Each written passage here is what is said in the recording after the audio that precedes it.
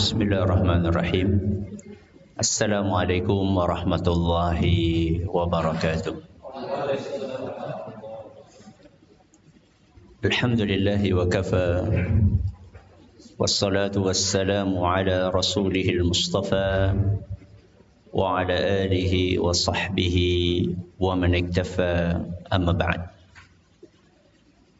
Para ustaz, para ustazah yang kami hormati, wabil khusus pengasuh Pondok Pesantren Miftahul Salam Banyumas, rahimani wa rahimakumullah.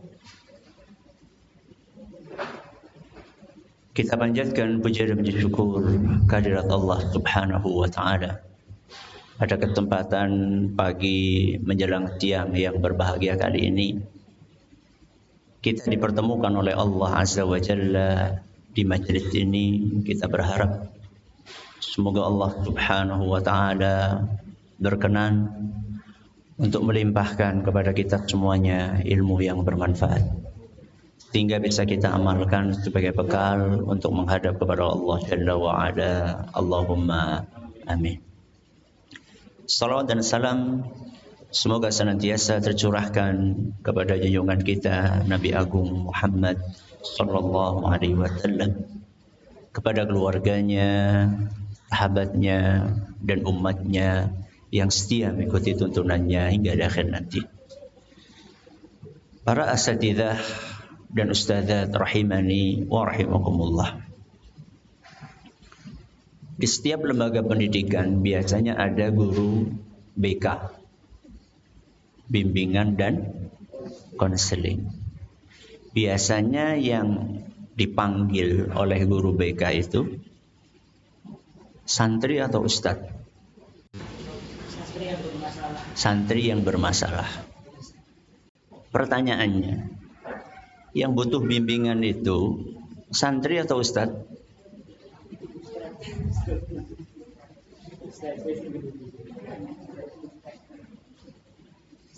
Yang butuh bimbingan itu murid apa guru? Dua-duanya.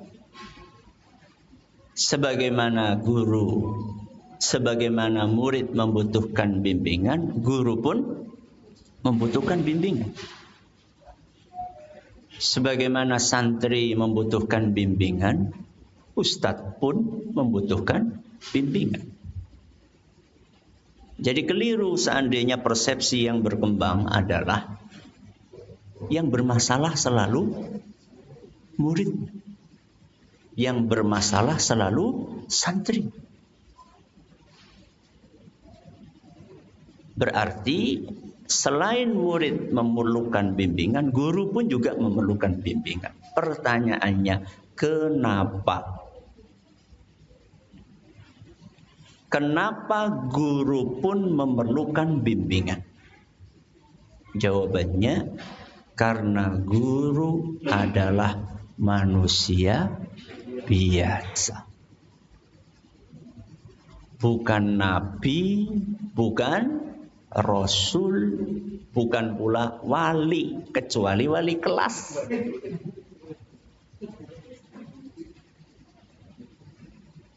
Emang kalau manusia biasa kenapa? Ciri khasnya manusia biasa, satu, ilmunya terbatas.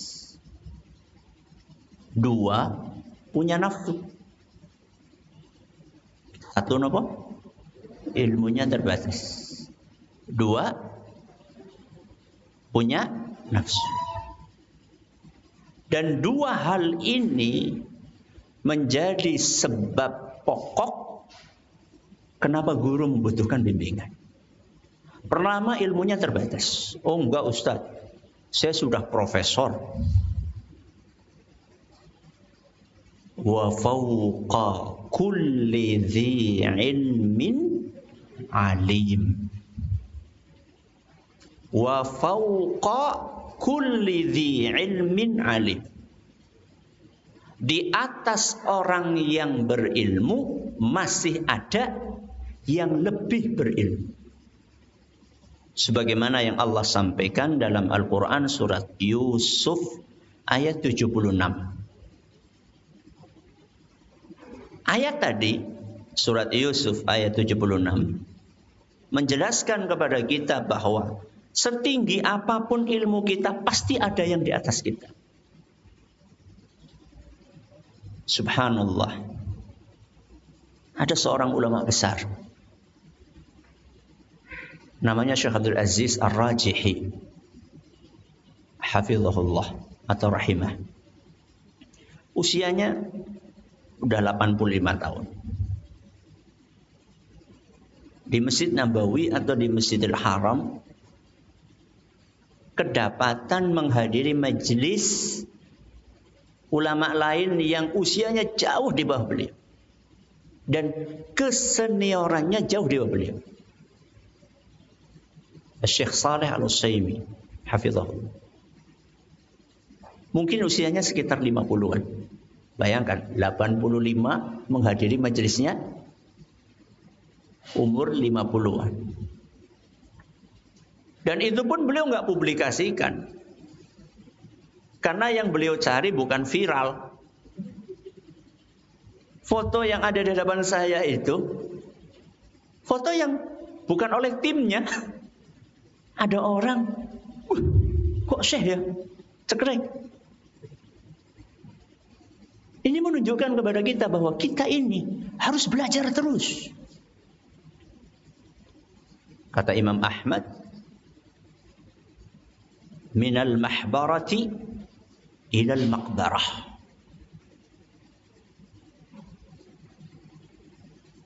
Beliau mengucapkan kalimat tadi ketika sudah menjadi ulama, kemana-mana masih bawa pulpen, masih bawa buku, hadir majelis sana, hadir majelis ini, sudah jadi ulama besar nih, Imam Ahmad bin Hanbal. Maka salah satu dari jamaah yang juga ikut majelis yang dihadiri sama Imam Ahmad tadi, beliau bertanya, ila mata?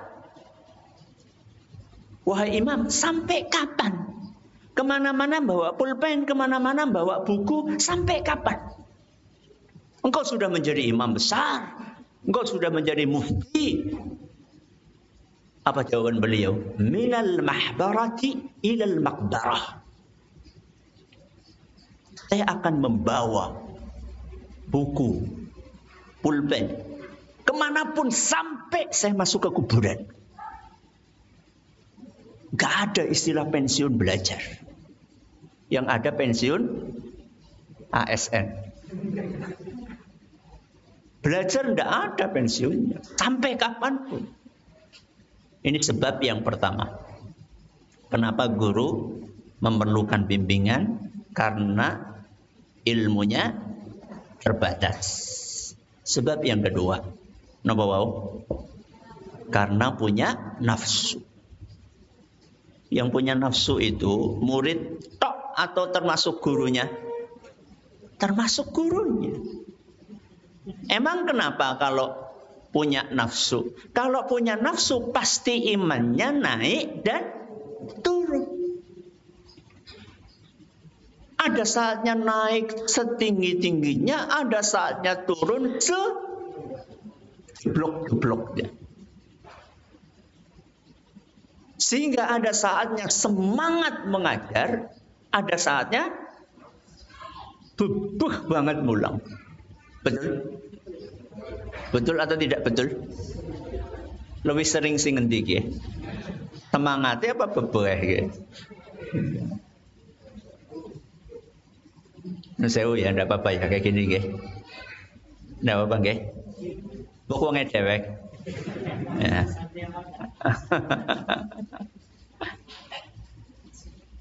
Oke. Jadi ini dua alasan nggih. Yang pertama apa?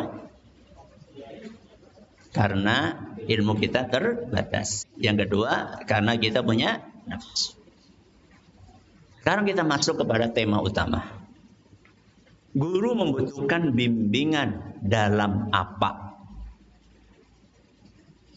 Guru membutuhkan bimbingan dalam apa? Sekurang-kurangnya dalam 3 hal pokok. Yang pertama, dalam akidah.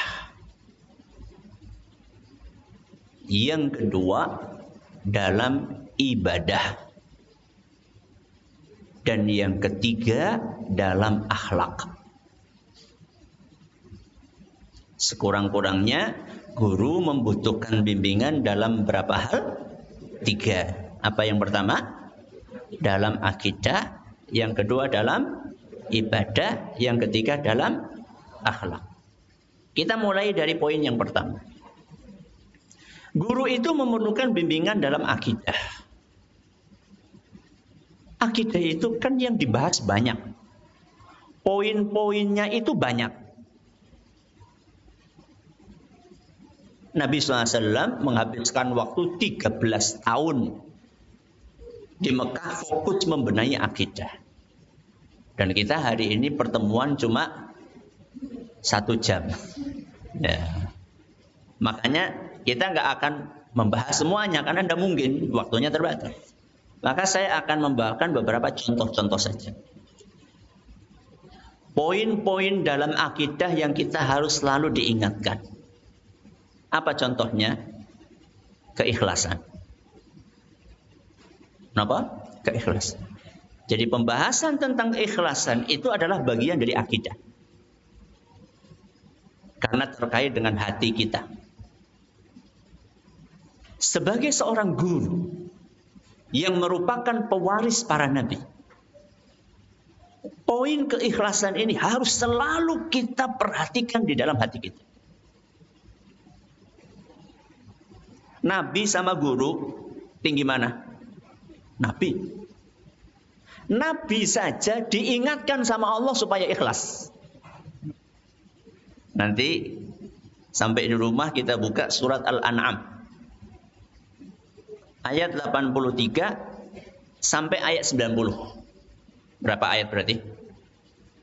83, 84, 85, 86, 87, 88, 89, 90. Pinten ayat? 8 ayat. Nanti kita buka. Di 8 ayat itu Allah Azza wa Jalla menyebutkan sekian banyak nama Nabi dan Rasul. Nabi Ibrahim, Nabi Ishak, Nabi Yakub, Nabi Zakaria, Nabi Yahya, Nabi Isa, dan seterusnya, Nabi Ismail. Setelah itu apa kata Allah? Di ayat yang terakhir, kata Allah Azza wa Jalla, "Qul," katakanlah, "la as'alukum alaihi ajran."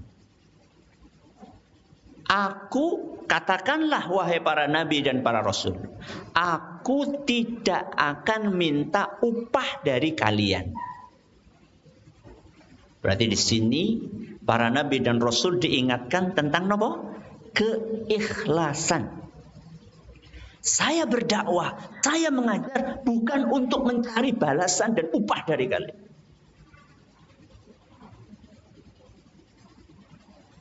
Tetapi saya melakukan ini semua karena mengharapkan pahala dari Allah Azza wa Jalla.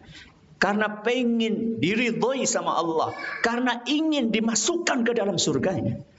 Karena ingin membela agama ini. Karena ingin menyelamatkan anak-anak kaum muslimin. Dan ingin menyelamatkan diri sendiri terlebih dahulu.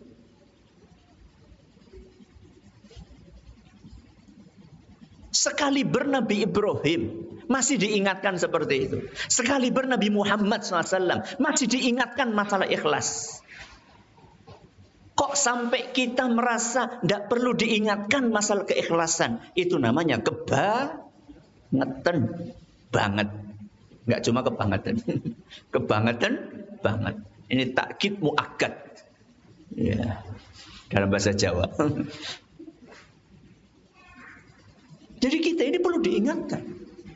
Masalah keikhlasan saat mengajar, saat mendidik, saat mendengarkan murid-murid kita setoran Al-Quran, saat ngoreksi soal ujian, ngoreksi PR, kita ini perlu selalu diingatkan tentang keikhlasan. Karena kita punya nafsu yang mengakibatkan iman naik dan turun. Kadang ikhlas banget, kadang turun ikhlasnya. Kadang full gas, 100%. Kadang ngedrop, tinggal berapa? Ya. Tinggal 5% ya. Critical baterai. Ya, baterai yang sedang kritis. Ya. Ustaz, tadi di apa? Di ayat itu kan dikatakan aku tidak minta upah.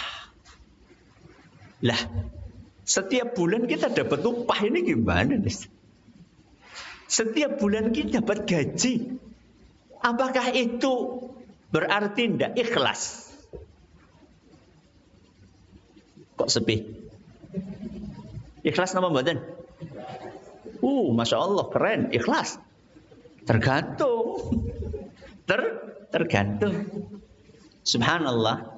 Kami pernah menanyakan hal ini. Masalah ini secara spesifik kepada guru kami. Syekh Ibrahim bin Amir Ar-Ruhaili hafizahullah. Ketika beliau datang ke Indonesia. Dan ini pula pertanyaan yang sering ditanyakan oleh ustaz-ustaz. Kita ini ngajar dapat gaji. Ngisi dapat amplop. Itu apa tetap bisa ikhlas dengan adanya uang yang kita terima? Apa kata beliau? Para ulama kita memberikan sebuah ukuran kayak gini. Ya'khudh liyu'allim au yu'allim liya'khudh. Apa yang pertama? Ya'khudh liyu'allim atau yu'allim liya'khudh. Ya'khudh liyu'allim. Dia itu ngambil upah supaya bisa ngajar, atau dia ngajar supaya dapat upah. Sama atau beda? Sama atau beda? Bedanya apa? Bedanya ini di depan, ini di belakang. Ya jangan kayak gitulah. Ya'khudh liyu'allim. Ini ikhlas. Mengambil upah supaya bisa ngajar. Ini ikhlas. Tanda keikhlasan. Kebalikannya berarti apa? Ngajar hanya untuk dapat upah. Ini berarti tidak ikhlas. Indikatornya apa? Saya perjelas. Ya'khudh liyu'allim. Ketika seseorang itu mengambil gaji, mengambil upah, mengambil amplop supaya dia bisa mengajar, maka tidak masalah. Kenapa tidak masalah? Justru duit yang dia terima untuk mendukung dia supaya bisa tetap ngajar terus. Kenapa? Karena Ustadz manusia butuh makan, butuh minum. Ustadz punya istri yang minta nafkah. Punya anak yang butuh susu. Lagi sekolah butuh bayar SPP. Seandainya dia nggak ngambil upah itu, apakah dia akan tetap bisa ngajar? Sulit. Kenapa? Karena kalau nggak ngambil upah, bagaimana dia punya duit untuk makan? Bagaimana dia punya duit untuk menafkahi istri dan keluarganya? Ya bisnis, Ustaz, dagang. Nek dagang, kapan waktu ngajarnya? Justru ketika kita punya duit dari upah tadi, kita jadi bisa fokus ngajar. Karena sudah nggak kepikiran lagi nyari sampingan. Atau masih mikir? Ya tapi kan nggak. Waktunya ya hanya sekedar nopo tambahan, bukan full untuk itu gitu ya. Beda. Kalau itu maksudnya dia mengambil upah, ya'khudh liyu'allim, maka tidak masalah kata beliau. Mengambil upah supaya bisa tetap nopo ngajar. Nah kebalikannya apa tadi? Ngajar cuma untuk nyari upah saja. Kayaknya sih tidak ada yang mau ngaku seperti itu. Nggak ada. Walaupun mungkin prakteknya seperti itu. Loh, prakteknya bagaimana Ustaz? Dilihat aja. Dia kalau nggak dikasih upah, ngajar nggak? Nah, di situ kan. Ya mungkin Ustaz, tapi ya ngajarnya jadi orang semangat. Nah, itu berarti perlu dibenahi hati kita.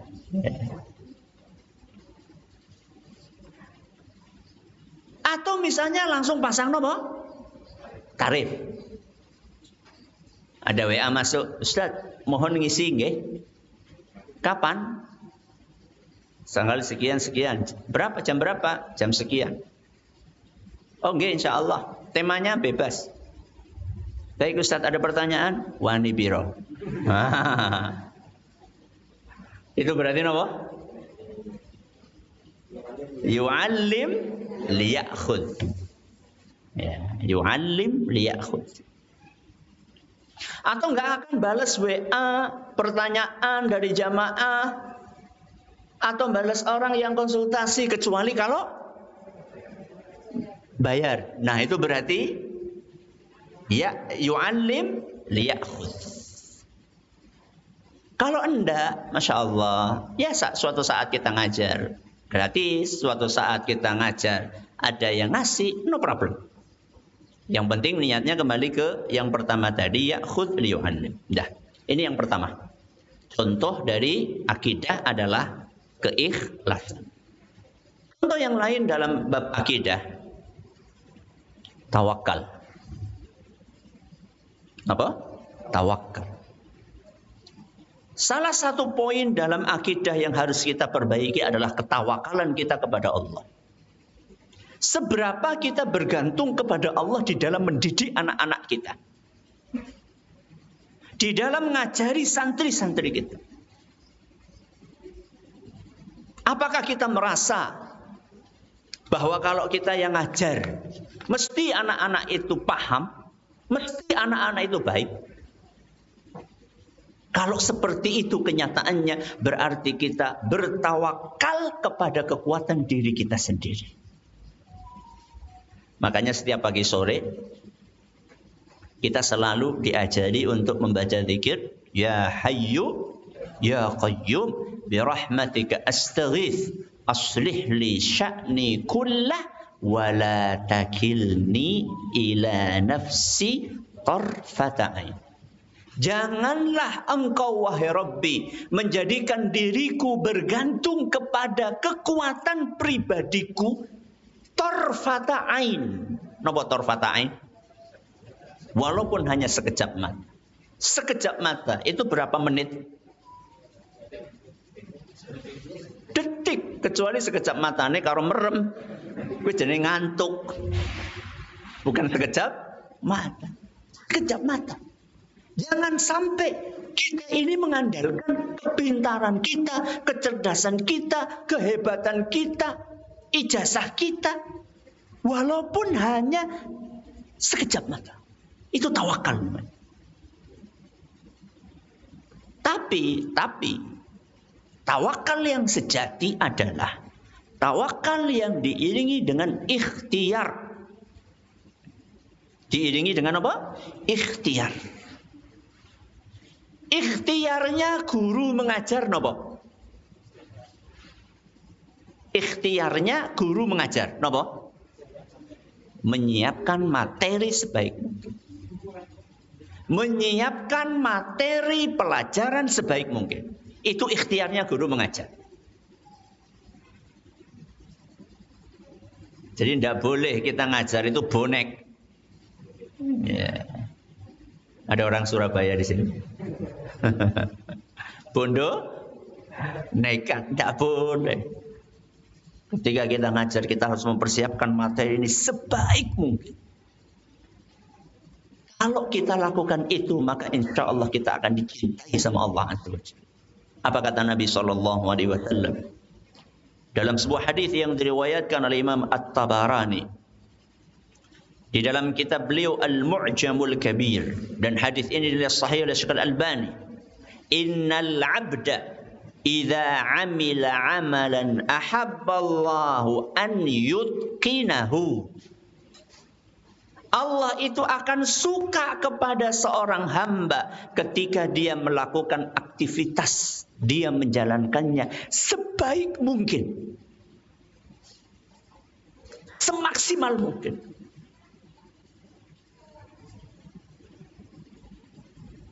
Jadi dia itu berpikir bagaimana supaya murid ini bisa paham.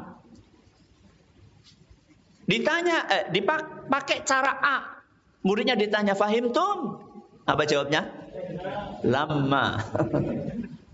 Maka harus pakai cara nomor B. Sudah pakai cara B ditanya, fahimtum? Lama. Berarti pindah cara C.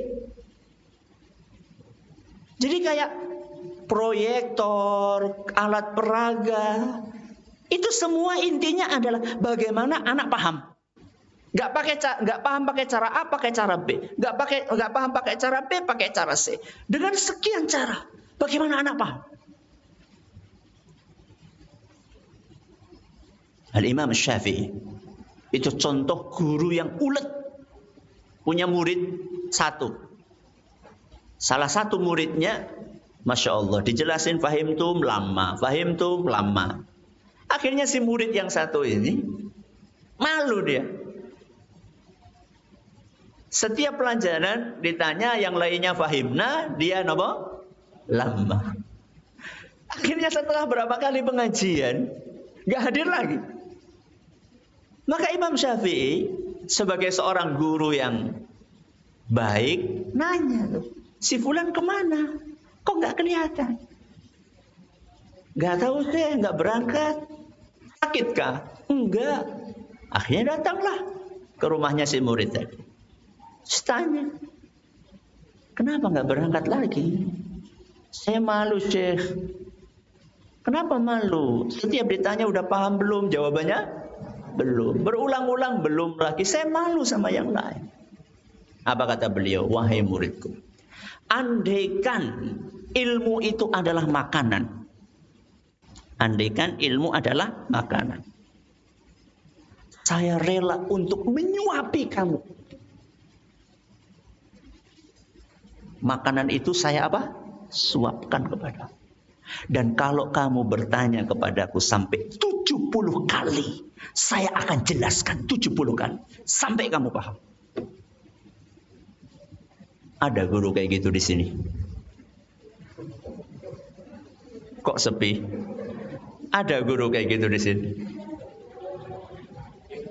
OTW. Dalam proses. Insya Allah.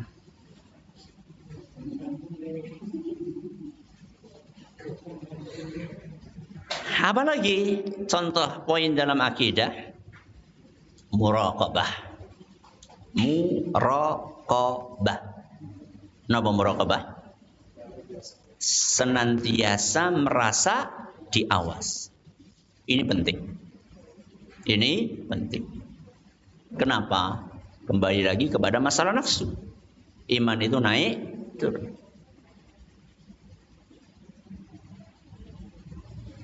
Kalau kita ini nggak punya muraqabah, mau dipasangi fingerprint pun, ya tetap telat. Atau habis fingerprint terus pergi. Kenapa? Karena dia merasa diawasi sama fingerprint, bukan diawasi sama Allah. Sampai di kelas pun nggak ada yang ngawasi. Ya, buka halaman sekian sampai sekian. Baca. Ini malah apa? Buka WA, terus malah live TikTok. Gak ada muraqabah. Gak ada perasaan diawasi sama Allah. Ngajar sekenanya, semaunya, asal-asalan. Yang penting sudah tanda tangan. Maka guru perlu memperbaiki akidah. Perlu dinasehati terus. Perlu diarahkan terus. perlu dibimbing terus. Ini poin yang pertama. Poin yang kedua, bimbingan guru dalam bab apa? Ibadah. Dalam bab ibadah. Kata orang, guru itu adalah singkatan dari digugulan ditiru. Digugu siapa? Dipercaya. Ditiru ya ditiru. Pertanyaannya, apakah kita ini sudah layak digugulan ditiru? Ustaz, saya itu mau jawab gak enak, Ustaz. Mau jawab sudah, mbok ria, mbok sombong. Arab jawab urung, wis suwe banget dadi guru. Kita ini yang mana? Ada pemeo mengatakan guru kencing sambil berdiri, murid kencing sambil berlari. Kalau gurunya kencing sambil berlari gimana? Ya, guru kencing sambil berdiri, murid kencing sambil berlari. Lah nek sing gurune kencing sambil berlari pripun? Muridnya nuwun sewu ngencingi gurunya. Jadi ketika kita melihat ibadahnya santri kita yang Senin Kemis, bukan puasa Senin Kemis ya. Ketika kita melihat ibadahnya santri yang malas-malesan, itu pertama kali yang harus introspeksi gurunya. Apakah kita sudah layak untuk digugu dan ditiru? Apakah kita sudah pantas untuk dijadikan teladan? Udah gini aja deh yang paling gampang. Ibadah yang paling rutin apa? Sholat 5 waktu. Kita ini sebagai guru, sholatnya di mana? Ya di masjid, maksudnya di sop keberapa gitu loh maksudnya. Ngawasi. Wah. Ngawasi bar komat sampai tekas itu priwe. Ngawasi kuwi kasih efek.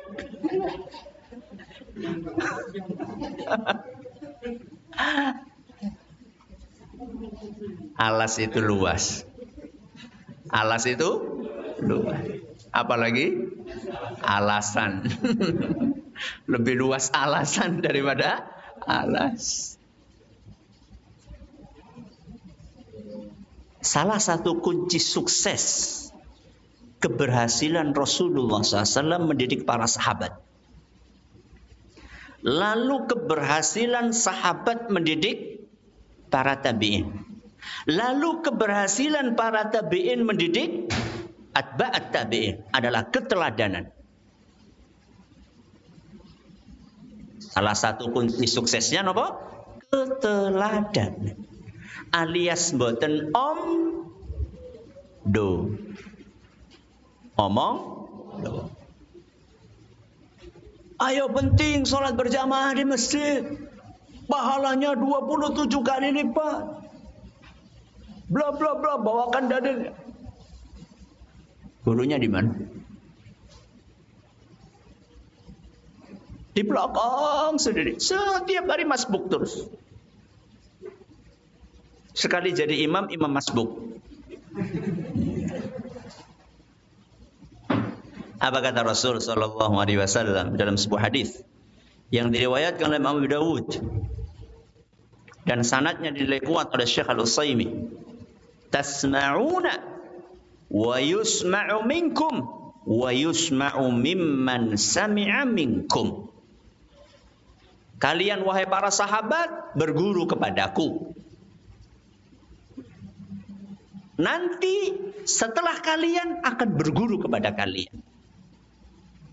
Yaitu para tabi'in berguru kepada para sahabat. Dan nanti para atba'at tabi'in akan berguru kepada murid-murid kalian, yaitu para tabi'in.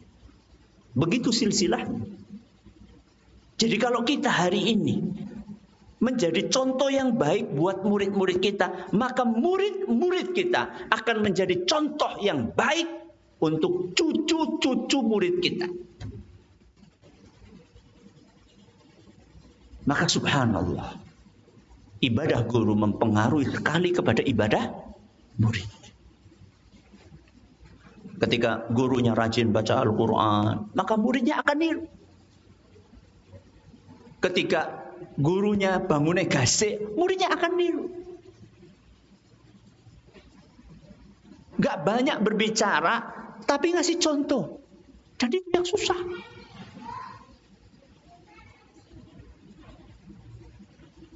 Saya dulu pas SD, dan banyak yang tahu bagaimana masa lalu. Itu dibangunkan subuh sama Abi rahimahullah. Itu mungkin 5 kali, 6 kali.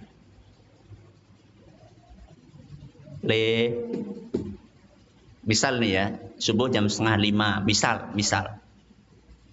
Sebelum jam 4 sudah dibangun. Langsung bangun? Enggak lah. Duduk, teklak-tekluk. Lama-lama apa? Ambruk, tidur lagi.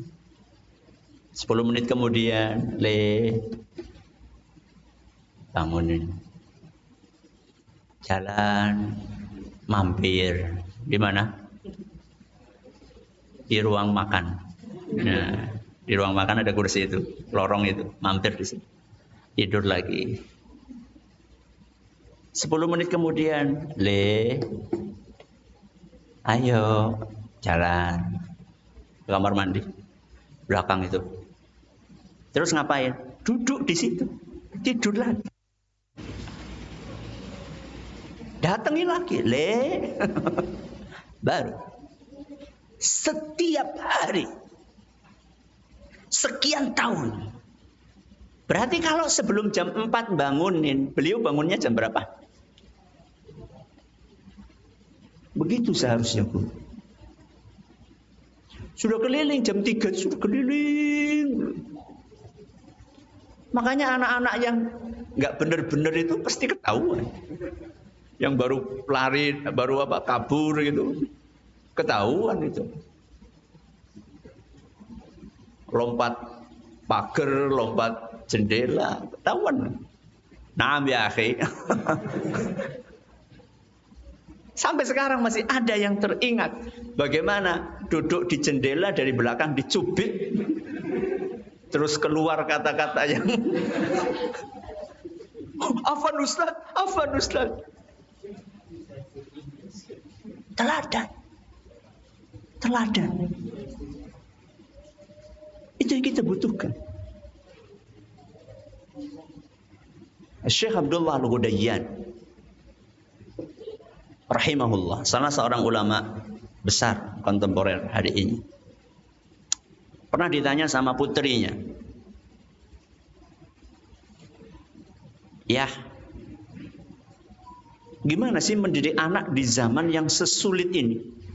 Bagaimana cara mendidik anak di zaman yang sesulit ini? Kata beliau apa?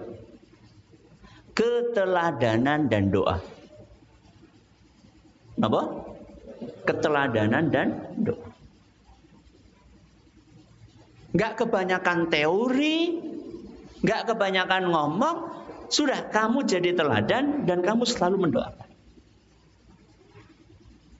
Pohon itu ketika punya buah dan buah itu jatuh, gak akan jauh-jauh dari pohon kecuali digawa kampret. Kersem itu ya jatuhnya di bawah kersem. Mangga ya jatuhnya di bawah mangga. Santri-santri ibadahnya kayak gitu. Ya, bagaimana gurunya, bagaimana musyrifnya, itu yang akan dilihat. Keteladanan terus apa? Doa. Coba sekarang, siapa di antara kita besok mau ngajar, Besok mau ngajar. Malam ini berdoa kepada Allah Azza wa Jalla. Di dalam sujudnya, di dalam tahajudnya, mendoakan, ya Allah, mudah-mudahan murid-muridku besok bisa memahami pelajaranku, mendapatkan ilmu yang bermanfaat, menjadi anak-anak yang saleh, menjadi ulama. Siapa di antara kita yang malam besok ngajar berdoa seperti itu?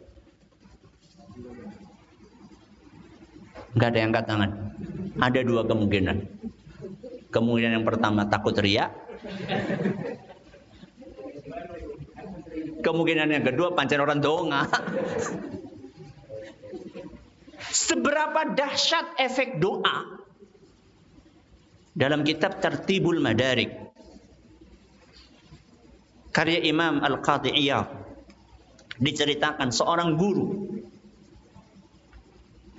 ketika tawaf di sekeliling Ka'bah, salah satu doa yang beliau ulang-ulang, Allahumma ayyuma ghulamin 'allamtuhu, wahai Rabbi, siapapun anak yang pernah saya ajar, faj'alhu fi ibadikas salihin, maka jadikanlah anak itu termasuk hamba-hambamu yang saleh. Ya Allah, jadikanlah murid-muridku soleh. Kira-kira seperti itulah. Intinya seperti itu. Apa yang terjadi? Fabalaghani annahu kharaja ala yadayhi nahwan min 90 alim wa salih.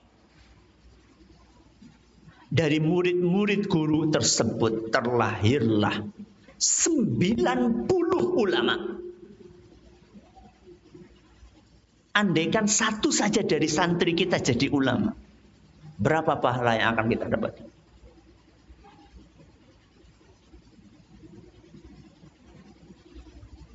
Imam Bukhari nulis kitab Sahih Bukhari. Sampai sekarang Imam Bukhari itu kan hidupnya di abad ketiga Hijriah. Sekarang kita sudah abad berapa? 15. 1400 ke atas berarti ikutnya abad 15. Dari abad ketiga sampai abad ke-15, orang masih baca Sahih Bukhari enggak? Masih. Kira-kira pahalanya berapa? Itu namanya ilmun yuntafa'u bihi. Tapi yang ingin saya garis bawahi adalah Imam Bukhari nulis Sahih Bukhari karena apa? Salah satu sebabnya adalah karena satu kalimat yang diucapkan oleh gurunya. Kalau nggak salah Ishaq bin Rahawai atau Nu'aim bin Hammad, saya lupa. Ya, salah satu gurunya. Apa kata gurunya? Tengah-tengah ngajar kayak gini, gurunya ini berbicara, wahai murid-muridku, Mbok Yao, ada di antara kalian yang meneliti hadis-hadis Nabi SAW, kemudian yang sahih-sahih dikumpulkan dalam satu buku. Satu kalimat itu dok diucapkan sama guru. Kata Imam Bukhari, nasihat yang diucapkan oleh guruku itu langsung masuk ke hatiku dan aku langsung berazam akan menjalankan nasihat dari guruku tersebut.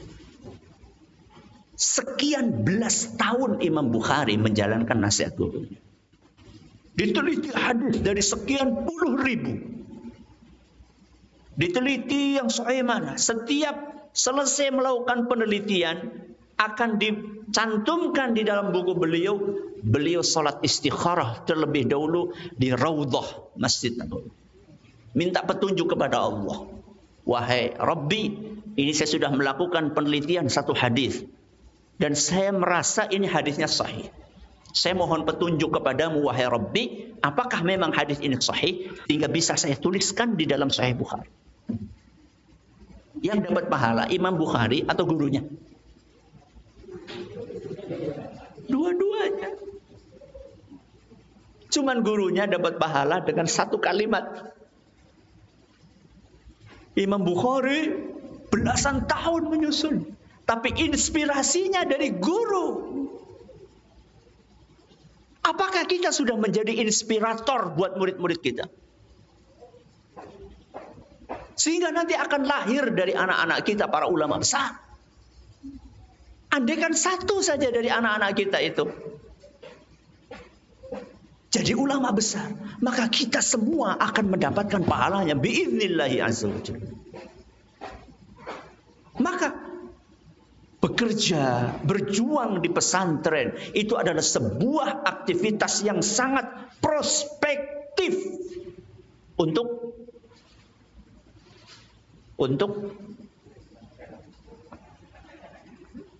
menghasilkan pahala, bukan menghasilkan duit. Kalau menghasilkan duit enggak prospektif. Jujur aja. Pada baik yang paham. Kalau nyari duit enggak prospektif di pesantren. Tapi nyari pahala prospektif. Coba jenengan bayangkan, anak masuk pondok, enggak tahu Al-Qur'an. Kita ajari dari alif, ba, ta, sampai bisa baca Quran.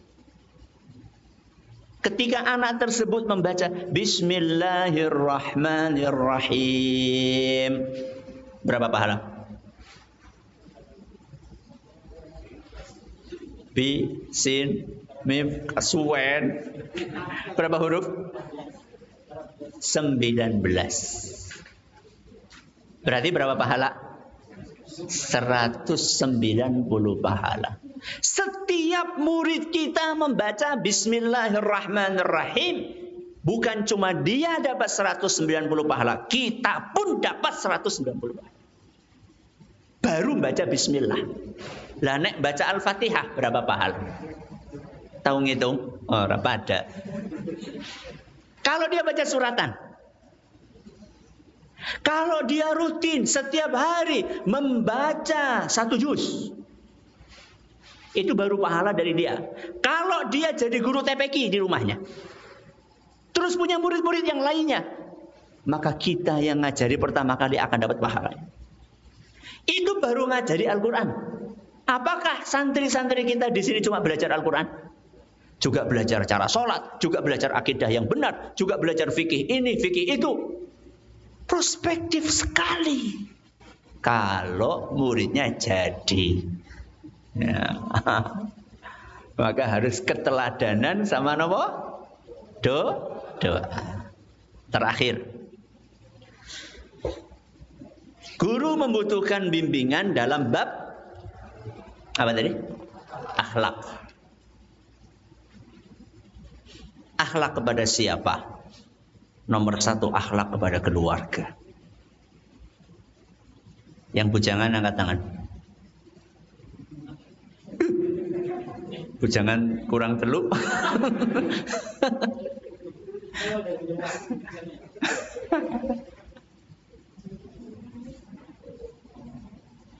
Yang paling berhak mendapatkan akhlak mulia kita siapa? Keluarga kita.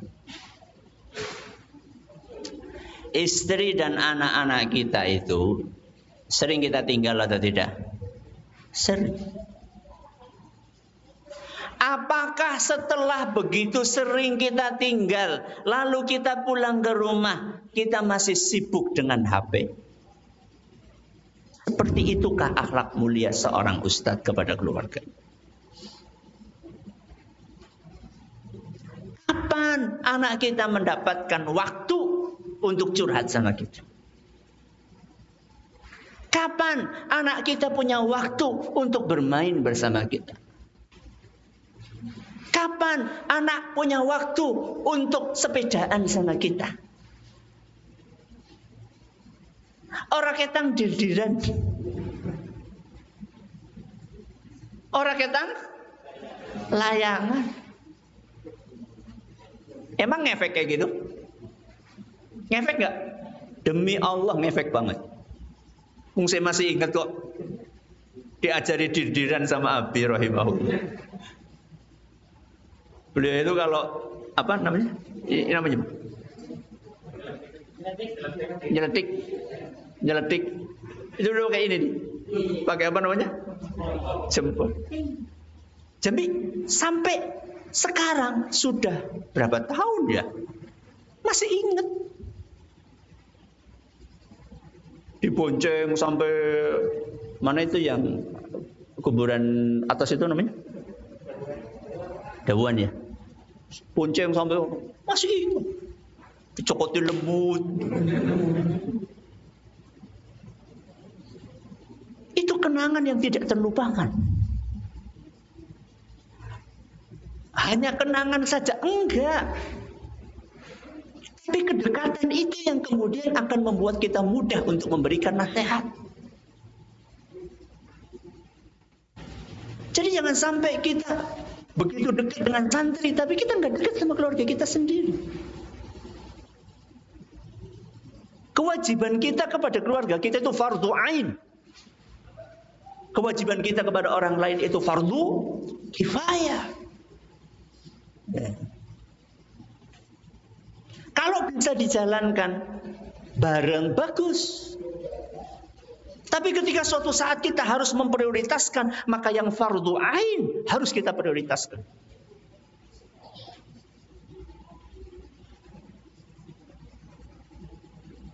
Entahlah, mungkin ada sebagian orang punya pandangan, Ustadz ki angel diundang. Jaluk jadwal angel pol. Menteni nganti setahun, 2 tahun, 3 tahun. Yang berat buat saya adalah meninggalkan keluarga.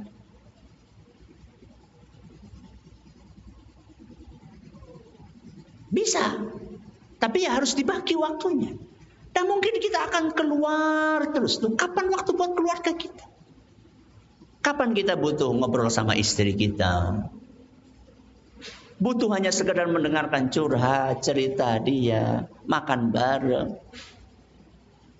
Momen makan bareng pun rusak gara-gara gadget. Coba, makan bareng itu kan paling sehari cuma berapa? 3 kali. Itu pun kadang-kadang makan siangnya di mana? Di kantor. Berarti sudah berkurang 1. Tinggal berapa? Tinggal 2. Pagi sama malam. Itu pun masih dirusak dengan HP. Bapaknya megang HP, ibunya megang HP, anaknya 5, semuanya megang HP. Mana momen-momen kehangatan yang seharusnya diciptakan dalam waktu atau momen yang terbatas tersebut? Akhlak kepada keluarga. Akhlak apa lagi? Akhlak kepada sesama. Akhlak kepada sesama guru, akhlak kepada sesama karyawan, akhlak kepada sesama pendidik. Contohnya Ustaz, antara yang senior dengan yang junior, antara yang sepuh dengan yang muda. Ini kadang-kadang kurang diperhatikan. Rasulullah SAW menjelaskan dalam sebuah hadis yang diriwayatkan oleh Imam Ahmad, dan hadis ini dinilai sahih oleh Imam Al-Hakim, Imam Al-Zahabi dan Syekh Al-Albani. Kata Nabi SAW, "Laisa minna man lam yarham saghirana wa ya'rif haqqa kabirina." Bukan termasuk umatku orang yang tidak menghargai yang lebih tua dan tidak menyayangi yang lebih muda. Jadi ukuran akhlak kepada sesama ya, guru itu adalah yang senior menyayangi yang junior. Yang junior menghargai yang senior. Seberapa kita sudah praktekkan itu? Jangan sampai yang senior merasa paling. Yang junior nggak ngajeni yang senior. Merasa, oh saya gelarnya sudah lebih tinggi. Ya. Oh saya belajarnya di luar negeri. Kalau yang ini dalam negeri. Oh saya sudah khatam kitab anu. Walaupun saya masih muda tapi sudah. Jangan. Yang muda ngajeni yang tua nyayangi yang muda. Ini kalau kita praktekkan, insya Allah kondisi hubungan antar para guru akan kondusif. Terakhir, akhlak kepada santri. Akhlak kepada santri. Selama ini yang sering diingatkan, santri berterima kasih kepada guru atau guru berterima kasih kepada santri? Yang selama ini sering diingatkan adalah santri berterima kasih kepada ustaz. Iya, itu betul. Akan tetapi, apakah ustaz nggak perlu berterima kasih kepada santri? Perlu. Kenapa? Karena orang yang paling berjasa kepada kita adalah orang yang paling membutuhkan kita. Orang yang paling berjasa kepada kita adalah orang yang paling membutuhkan kita. Kita sebagai ustadz, yang paling membutuhkan kita siapa? Santri. Kita bisa dapat pahala ilmun yuntafa'u bihi, amal jariyah, kalau kita punya santri. Berarti yang berterima kasih siapa? Gak cuma santri kepada guru, guru berterima kasih kepada santri. Alhamdulillah ada yang mau belajar kepada saya, sehingga saya punya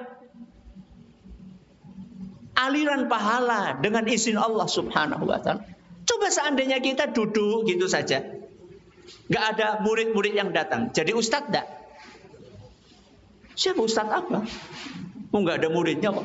Alhamdulillah anak-anak itu datang kepada kita. Maka mereka berjasa kepada kita. Kita sikapi dengan sebaik mungkin. Ya Ustaz, tapi buat kasih kijan, Masya Allah. Apa buat cambian orang Masya Allah? Buat cambian sih siapa? Ya dewek. Kita semua. Sudahlah, kita kan rata-rata pernah mengalami masa di pondok. Kita dulu juga ketika jadi santri kayak gitu kan. Saya pernah bikin pengajian judulnya, dulu kita juga gitu. Apa judulnya? Dulu kita juga gitu. Jadi jangan ngelihat kita sekarang gitu loh. Dulu kita pun juga pola gitu ya. Bukan berarti saya bilang biarin, enggak. Cuman yang lebih sabar lah ya. Yang lebih sabar. Kita ulangi nggih dari awal nggih. Yang membutuhkan bimbingan siapa? Semuanya, guru maupun santri. Kenapa guru tetap membutuhkan bimbingan?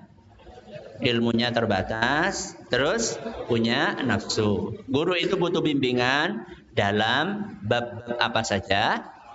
Dalam bab akidah, dalam bab ibadah, dalam bab akhlak. Tadi dalam bab akidah kita kasih contoh: 1, keikhlasan; 2, tawakal; 3, muraqabah. Kemudian kita bahas bab kedua yaitu bab ibadah. Saat itu kita sampaikan 2 kunci pendidikan anak ataupun murid. Yang pertama keteladanan, 2 doa, dan yang terakhir kita bahas bab ketiga yaitu bab akhlak. Kita kaji akhlak terhadap keluarga, akhlak terhadap sesama, dan akhlak kepada santri. Semoga apa yang kita pelajari bermanfaat bagi kita semuanya. Wallahu ta'ala a'lamu bis-shawab. Bismillah.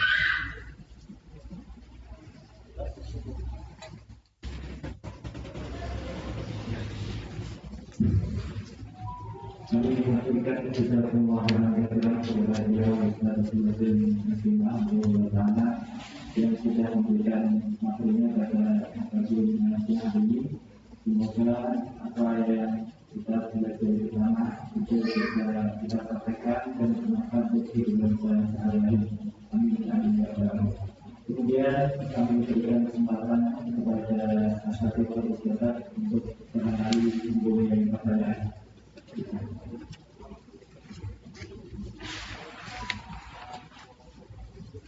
Bismillahirrahmanirrahim.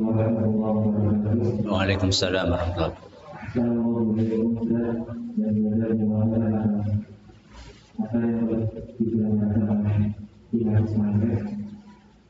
Ustaz, ada perkataan dari Kiai Sufriza Kasih. Beliau mengatakan mendidik tanpa menjiwai maka hanya akan melahirkan generasi robot. Maka pertanyaan kami di sini, bagaimana kiat kami di dalam meningkatkan rumus dari sosial? Karena kami sadar ada kalanya semangat itu turun, ada kalanya semangat itu naik juga. Mungkin itu yang kami tanyakan. Jazakumullah khairan. Terima kasih atas pertanyaannya. Sebelum saya jawab pertanyaan ini, saya pengen tanya dulu kepada para asatidzah sekalian. Anak sekarang dengan anak dulu itu sama atau beda? Gen Z sama atau beda?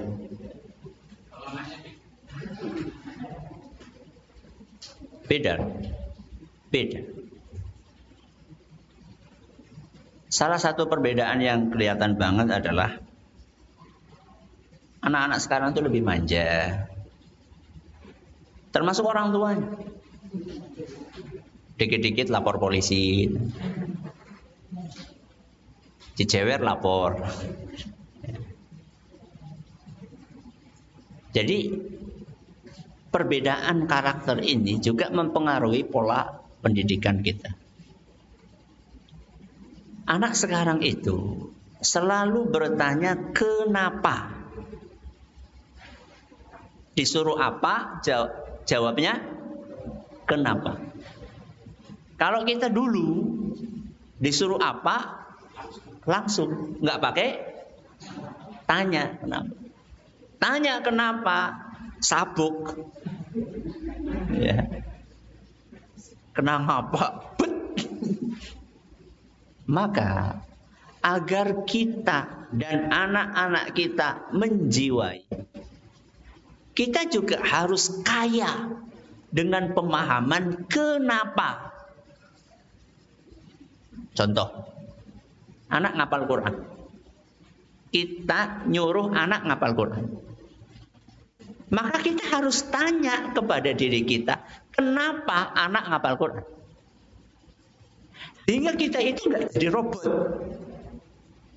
Cuma sekedar menjalankan kurikulum. Pokoknya tahun ini 1 semester anak harus hafal surat sekian sampai sekian. Kenapa kita nggak pernah bertanya, kenapa anak kita perlu menghafal? Wong sudah ada Al-Quran kok. Santri kita punya Al-Quran nggak? Mushaf punya nggak? Punya. Bahkan di HP pun ada. Kenapa yang sudah ada di tulisan harus dihafal lagi? Kita harus punya alasan yang jelas.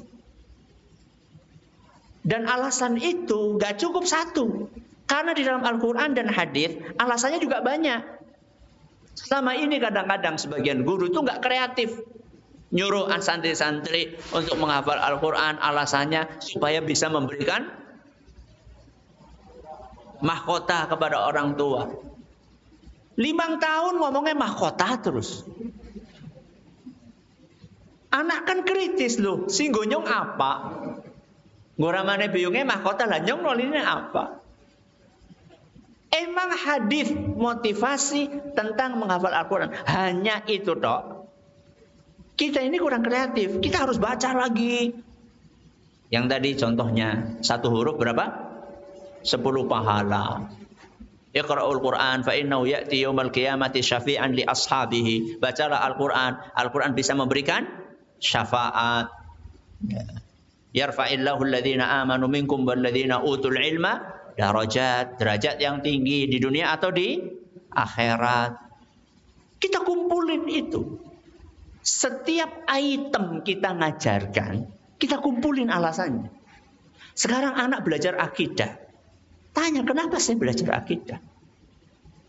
Supaya kita lebih kuat ketika menghadapi masalah. Karena kita bertawakal kepada Allah.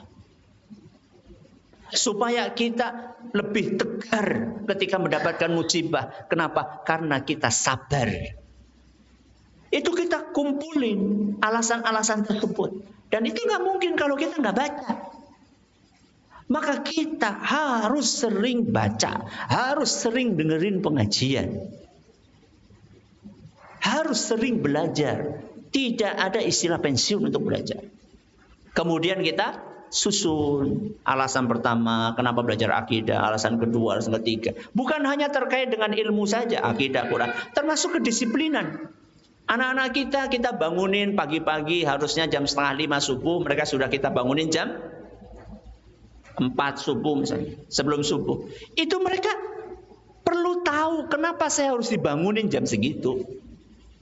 Alasan pertama, alasan kedua, alasan ketiga. Bahkan sampai level ngantri misalnya, makan. Konon, budaya ngantri itu sampai dijadikan sebagai tesis. Diteliti menjadi apa? Tesis. Berarti budaya ngantri itulah sesuatu yang sangat baik untuk membangun karakter seseorang. Nah, anak ini perlu tahu kenapa sih saya harus ngantri. Enakan di rumah. Buka apa?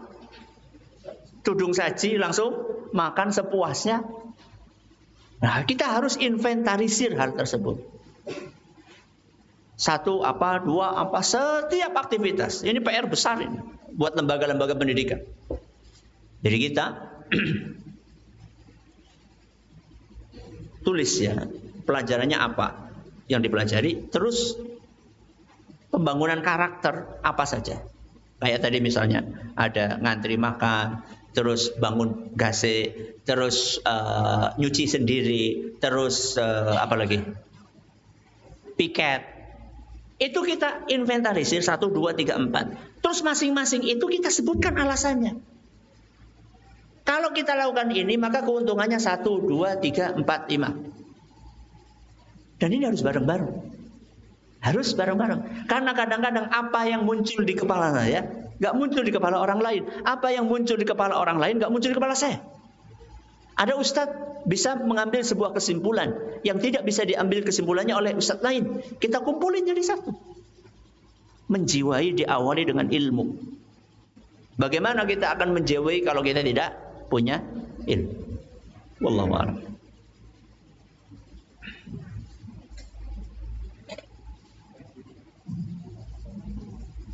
Pertanyaan saya ngomong dulu. Di sisi lain kita urus santri di sini, khususnya di kelas pengasuhan itu juga kita semua wali santri gitu. Ada beberapa wali santri yang kurang loyal kepada pondok sini karena mungkin beberapa saya mau bertanya bagaimana kita berkomunikasi yang baik kepada wali santri sehingga wali santri pun paham dengan aturan-aturan yang kita buat di sini. Ketika orang kuliah itu di awal tahun ada namanya kontrak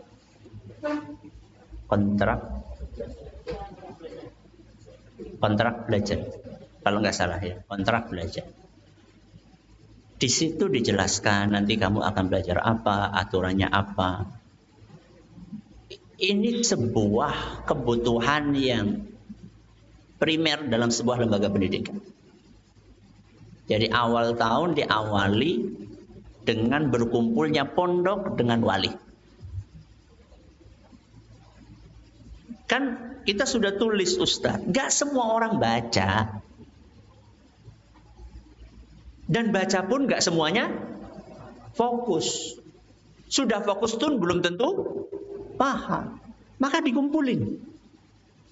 Kita jelaskan di pondok kita ini apa saja yang akan kita kerjakan. Sisi apa saja yang akan kita garap. Dan ini waktunya gak cukup, hanya setengah jam. Justru yang paling penting adalah interaksinya setelah itu. Pemaparan, terus semua diberi kesempatan. Ya enggak semua, maksudnya diberi waktu yang cukup lah untuk bertanya. Ada pertanyaan, ada sanggahan, ada kritikan, ada masukan. Ketika kita menghargai mereka, maka mereka akan menghargai kita. Ketika kita menghormati mereka, maka mereka akan menghormati kita. Ketika kita mengerti mereka, maka mereka akan mengerti kita. Jadi, apa berarti kayak gitu yang salah pondok terus? Ya enggak juga sih. Cuman kita kalau selalu mencari kambing hitam di luar, kita enggak akan maju-maju. Maka lebih baik kita koreksi diri kita dulu. Nah, nanti kalau misalnya kita sudah jalankan kayak tadi itu, semacam kontrak tadi, nggak tahu kalau di dunia pesantren istilahnya apa ya? Ya mirip-mirip gitulah ya, kumpul orientasi gitu ya, awal tahun. Setelah kita lakukan itu, komunikasi secara berkala terus. Bahkan ada satu hal yang menarik di beberapa lembaga pendidikan itu ada pengajian khusus wali santri. Kalau di sini itu kan berapa persentase Barlingmas Cakep dengan luar Barlingmas Cakep? Nah, berapa persen? 70-30. 70-30. Berarti yang 70 suruh datang. Yang 30 online. Anak kami di Magelang mungkin berbanding terbalik 30-70. Jadi kami online. Malah setiap minggu. Iya, kajian wali santri setiap minggu. Setiap hari Kamis. Ya. Dan disuruh ngeresum lagi. Habis itu dilaporin pula. Ya, saya disuruh dilaporkan kepada wali. Jadi betul-betul gak bisa. Kita mendidik santri tanpa mendidik orang tua, gak bisa. Gak bisa. Harus mendidik orang tua plus mendidik santri. Kalau enggak, kemarau setahun dihapus dengan hujan sehari. Kita susah-susah didik anak sampai ke rumah dirusak sama orang. Gak bisa. Harus. Ya. Jadi idenya awal tahun ada, syukur-syukur ada kajian rutin. Kalau memang belum bisa bulanan, ya paling tidak triwulan atau gimana lah. Silahkan. Baik, mungkin hanya itu yang bisa kami sampaikan. Terima kasih atas perhatiannya. Mohon maaf atas segala kekurangannya. Kita akhiri. Subhanakallahumma bihamdika asyhadu an la ilaha illa anta astaghfiruka wa atubu ilaik. Assalamualaikum warahmatullahi wabarakatuh.